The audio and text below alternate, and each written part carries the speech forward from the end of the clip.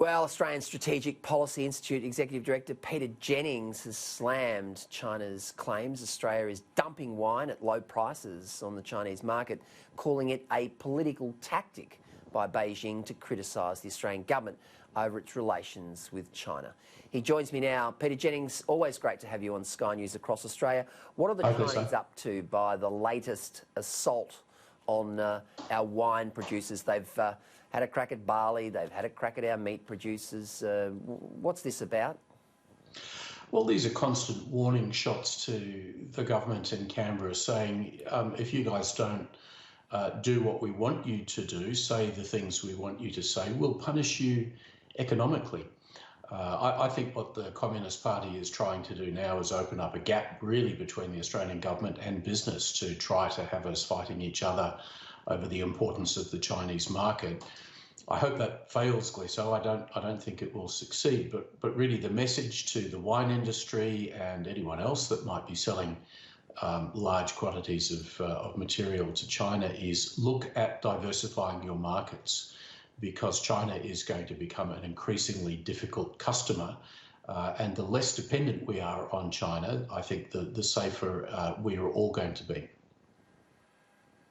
I mean, let's unpack this, Pete. I mean, Australia provides the second highest cost wine to China. So that means that the Chinese pay, I don't know what the number one is, I'm assuming it could be New Zealand, but, you know, if you're going to buy wine in China from Australia, you pay a premium. Why would we be dumping wine in China? It's a ruse, isn't it? Yes, it's ridiculous. There's absolutely no substance to it whatsoever.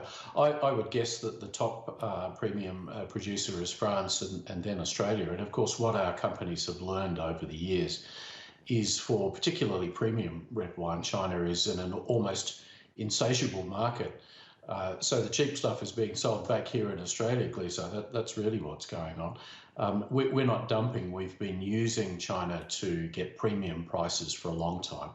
And what this shows you is that there is no connection between the trade tactics which China uses to bring these types of threats to Australia. It is frankly all about the politics. And the politics is that China doesn't like Australia to be acting as an independent country with its own views on defence and security and an alliance relationship with the United States. That's what China is trying to put pressure on us to get rid of, and they're doing it through these sort of hidden tactics based around trade, when frankly it is all to do with the politics of the Chinese Communist Party. The Australian government, in particular the Prime Minister, has made it very clear. He stared down in many respects what the Chinese tactics have been. And of course this began very much and was escalated and ramped up when we decided that we'd, you know, lead the world in our condemnation of the way in which coronavirus emerged from Wuhan. And of course we had the audacity as a country to ask how it happened, why it happened, and make sure it doesn't happen again. I mean, that's the reality, isn't it? That is absolutely the reality. I think that we've seen a series of really shockingly bad missteps on the part of the Chinese Communist Party, including, Gleeson, the sort of bizarre decision not to be open and to allow investigators in to Wuhan to investigate the origins of the virus. On the face of it, I really don't see that China had much to lose about that, and it had a lot to gain by appearing to be cooperative with the international community on such an important health issue. But then, as you say, the equally important thing has been that the Australian government, I think, has become stronger and more resolute in understanding that there is simply no point submitting to pressure from the Chinese Communist Party. If you do that on one day, there's just going to be yet another unreasonable demand the following day. And so I see in Scott Morrison sort of an increasing sense of toughness in his approach. He's not going to be hysterical about this. He's not going to use inflammatory language publicly talking about China.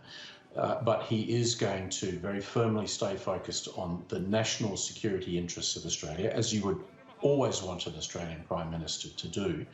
And this means I think we're going to have an increasingly bumpy relationship with Beijing because, frankly, our interests just don't coincide. And Australia is not a country which is prepared to ultimately bend the knee to Chinese coercion. That's not going to happen. And so if this does create trade problems for us from time to time, I'm afraid that's the price that we're going to have to pay for being an independent-minded country that is simply not going to submit to control from Beijing. Now, of course, Joe Biden has appointed Kamala Harris as his vice presidential nominee. Interested in your thoughts, Peter, on how that might play out from a Chinese and Russian perspective. I mean, obviously, they're going to be keeping a very, very close eye on what happens in the first Tuesday in November in the United States. How do you perceive the way China and Russia will look upon the US presidential election? Do you think they have a preference between Biden and Trump? That's a really interesting question, Claire. So I think Russia's first objectives is simply to make democracy look bad anywhere. And they will interfere to produce that outcome. And it's all about enabling Vladimir Putin to say, hey, we're no worse than those democracies. Why would you want to live in a democracy if you could have Russian order instead?